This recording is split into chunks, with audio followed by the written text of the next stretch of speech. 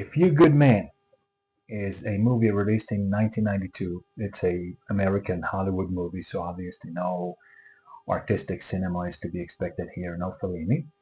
But in that context of American movie, it's a very good one. It's considered to be a great movie, not just because of the financial success and because of what the critics and the movie reviewers said, but the audience at large. Even today, you talk to people who saw it back then, who saw it much later on, people like it. And to be fair, the movie is good in those terms. So the filming is good, the acting is very very good, the plot is pretty good, and you watch the movie, you get immersed. So that's one of the great things about the movie, and if I'm not mistaken, that's one of the big strengths that pretty much everybody or the vast majority of people who watched it and talk about it mentioned is how well the actors got into character, how they truly lived and got dressed, let's just say, or got really lived, absorbed into the character. Very, very well done. And because of that, it is a little bit difficult to see through the, let's just say, the reading between the lines, or to give a truly correct and honest analysis. The plot of the movie revolves around a an American soldier who dies on base, and the cause of death is negligent manslaughter of sorts. So two other soldiers are being accused of having assaulted him on their own account, and during the assault something happened. They stuck a rag soaked in some sort of material to make him sleep or make him quiet, and he got an allergic reaction to it, or something of the sort, or they're being accused of outright poisoning him, something along those lines. Then you have this young lawyer from the Navy who is for some reason assigned the case. I'm not really sure how the Navy is prosecuting uh, marine cases, but again, I'm not a legal military expert. Anyway, this young lawyer is played by very famous actor. I'm just having a brain freeze right now. What his name is? Not Tom Selleck, and not um, I want to say Ted Cruz, but Tom Cruise. There you go. And this is the beginning of his career. So he's pretty young, and he looks very very sweet and cute. So this is kind of like the cool guy in the school and in the class, and everybody wants to be his friend, and everybody wants to get on their good side. He looks kind of nice, and his hair and his all looking cool kind of person. And as an individual, as a character, he's playing the lawyer who couldn't care less about his job. So completely careless. The only thing he cares about is baseball and having fun. And whenever any case is assigned to him, he immediately cuts a deal. And of course, his best friend is the prosecutor, who is played by Kevin Bacon, who's also like super super likable, like this good looking guy. And in the movie, he plays like a southern guy. He's kind of got kind of like a refined southern drawl, but like an educated southerner, right? Not a redneck southerner. Also, immediately gets very likable, and even though he's kind of has a contrast with this lawyer, but they play together. So one is a prosecutor, one is a lawyer, but in the movie they sort of understand that this is a play, that this is a role playing, and this is all kind of a joke, and so that they banter and bargain behind the scenes. And then somehow this dead serious chick is assigned to the case, and she's scolding him, how can he do this, and how is he neglecting his duties, and he's not being serious. So essentially she's right, and it kind of plays a little bit into the stereotype of the girlfriend who's trying to knock sense into the boyfriend, sort of. There's no romance in the movie at all, but on a professional level. So there's that. And on the other hand, there are the people who are ultimately responsible for the death of this guy. So slowly it comes out that these two people didn't just assault that person on their own account, but they were ordered to carry out what's called a code red in the military. So that's kind of like a street justice, like a punishment within the troops that's not officially not given from the top down. There's no official order, but behind the scenes they just wink wink not not go take care of him again because the guy who was murdered or who was killed uh, had a poor performance. And of course, in the end, somewhere midway through the movie, the lawyer character, who's played by Tom Cruise, has an about face, and all of a sudden he starts taking it seriously, and so he listens to his friends. So he has an assistant who is also kind of not as unserious, not as playful as him, but also he just wants to get rid of the case and cut a deal, and he's not even interested in protecting those guys. First he thinks that they are actually guilty, so he's not even interested in protecting them, but kind of he goes along. So he's also interested in cutting a deal and just moving on as fast as possible. And then he also kind of makes an about face. So it's all very well played out, and that might be one of the subtle problems of the movie. And number one, the characters while you're watching are quite believable, but when you get up, it strikes you, well, not the majority of people, because unfortunately not enough people paying attention to that, but it strikes you that the characters are a little bit too good. They're too perfect to be believed. The whole playing, all the entire way how they change and how they interact, it's kind of unnatural, especially in the courtroom. The whole proceeding in the courtroom, everybody is being very unnatural.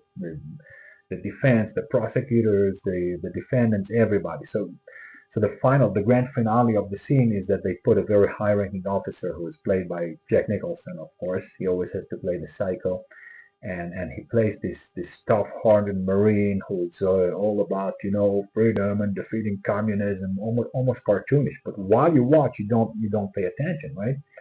And so this young character, this not Ted Cruz, Tom Cruise, is able to rile him up and make him angry and provoke him so that he admits that he gave the code red. So sort of that becomes at a certain point the plan of the defense, and they succeed in this. Now, analyzing the movie outside, when you think back about it, first of all, the characters are a little bit exaggerated, and again, that's sort of an eternal dilemma always, because on one hand you want to say, hey, this is not truly reality, it's not a movie, it's not supposed to be 100% realistic, it has to be a little bit more colorful, a little bit more larger than life and grandiose. So obviously you're not supposed to see like an everyday character in the character, but here they go a little bit overboard, but it's so well made that you don't think about it while you see.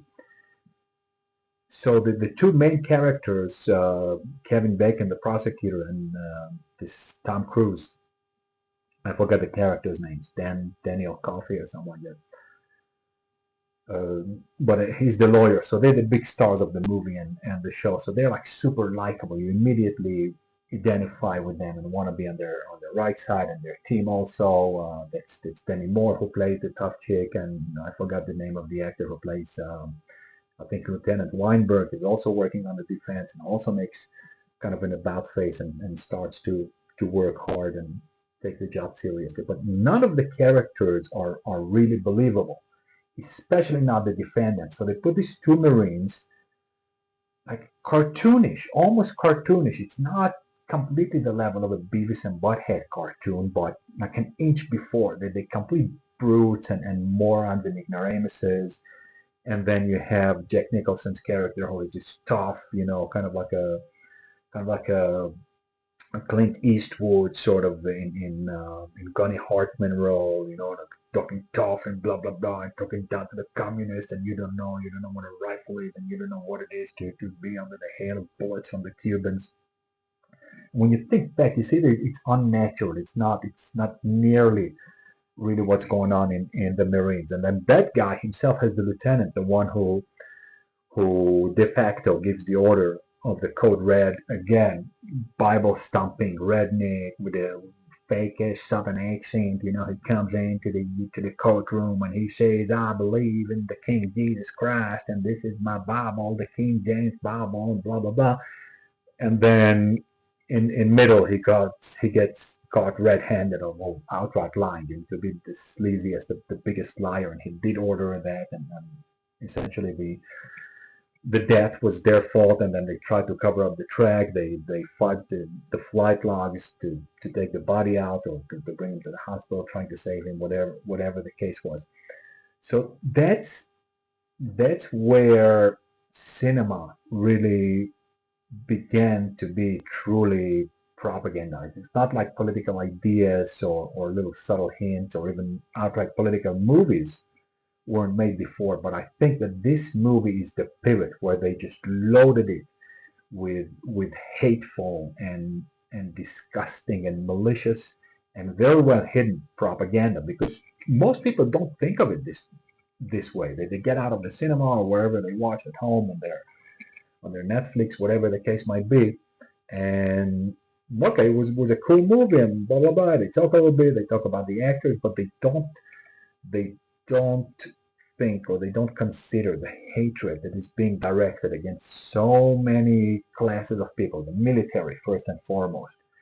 The I'm sorry, the Marine Corps, more specifically, and of course these people, they're all being portrayed as these dumb, stone dead, redneck, southern boy, ignorant, illiterates. The two defendants are completely not believable. But while you watch, you're immersed, so it doesn't immediately jump to the eyes or to the consciousness. But they're completely dumb, like beyond cartoonish. Even in real life, uneducated and primitive people are not. They don't behave like that. They're not so stupid. So, for example, there's a scene in the jail cell that they're so brainwashed and so propagandized to love the Marine Corps above all else that they refuse to cut a deal, and they don't want to do anything. They don't want to admit anything out of loyalty. But their loyalty to the Marine Corps, to the very officers who threw them to the dogs, who threw them under the bus, is so childish and cartoonish that it just cannot be real. Maybe in the Viet Cong, maybe those 15 years old who were murdering Fort Pol Pot, maybe they were like that, maybe.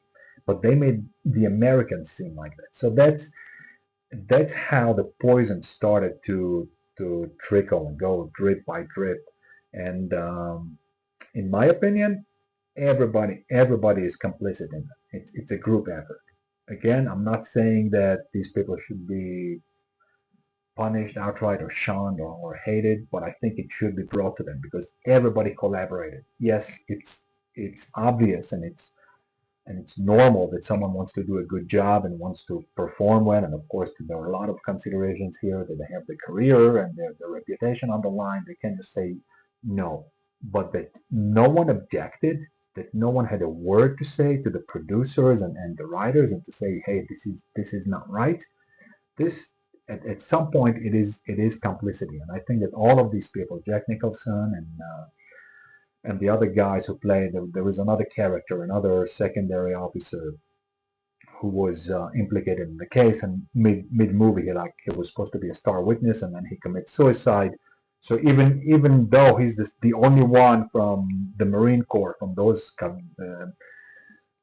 in a way, those who are from the bad guys, so to speak. So the movie doesn't openly or outright tells you that they are the bad guys, but they establish this narrative, this idea that the defense and all of the law people and the little pencil pushers and the bureaucrats and the prosecution, they're all the good guys, and the bad guys are those who committed the crime, the Marine Corps, the actual people who go and die on the front.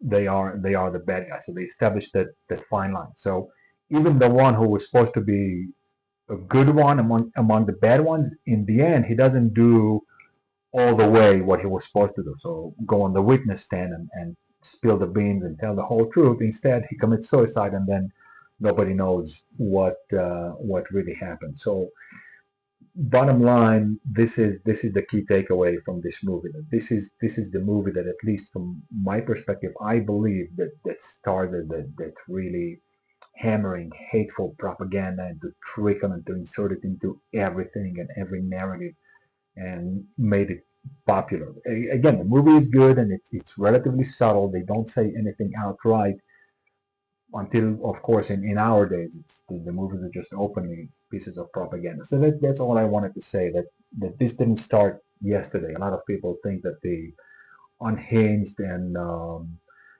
fanatical extremist left-wing hate and propaganda, all of course disguised in the name of love and fairness and being moderate and moderation, started yesterday. It didn't. It didn't start yesterday. It didn't start in the 2010s and the 2000s. This is 1992. Bill Clinton, who was the first one who not only maybe probably be in some way, in some sort of inspiration from the movie, maybe not on a personal level, but in the way of his actions. He's the one who targeted the military and very, very subtly and very, very deceptively and started to put his political appointees in the military and taking out, especially taking out and putting sticks in the wheels of the true generals and the true military and the true fighters, the true heads of the military, and replacing them with bureaucrats and hardcore leftist ideologues. So that's what I wanted to tell you. A Few Good Men,